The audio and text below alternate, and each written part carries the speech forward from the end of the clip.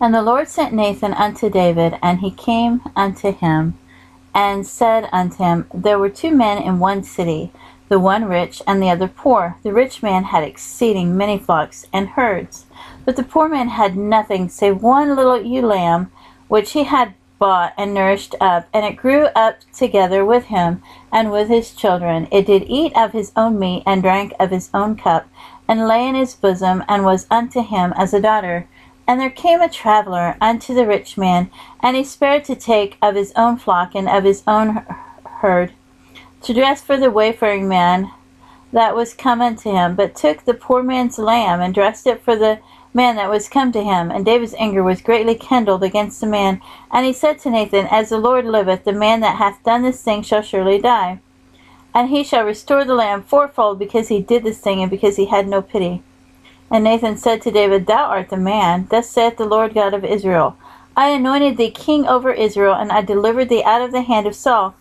And I gave thee thy master's house and thy master's wives into thy bosom, and gave thee the house of Israel and of Judah. And if that had been too little, I would moreover have given unto thee such and such things.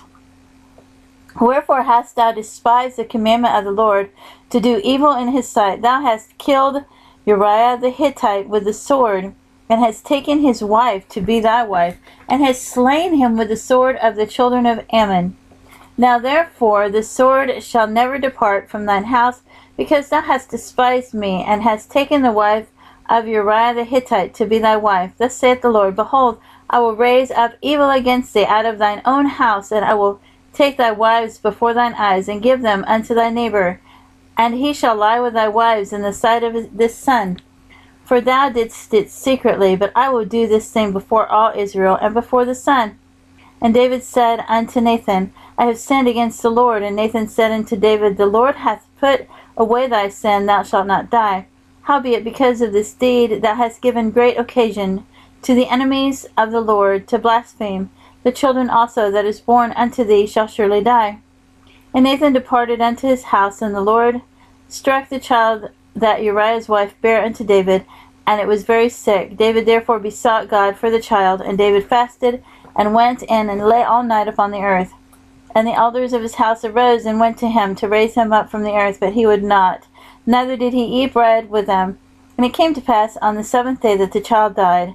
And the servants of David feared to tell him that the child was dead, for they said, Behold, while the child was yet alive, we spake unto him, and he would not hearken unto our voice.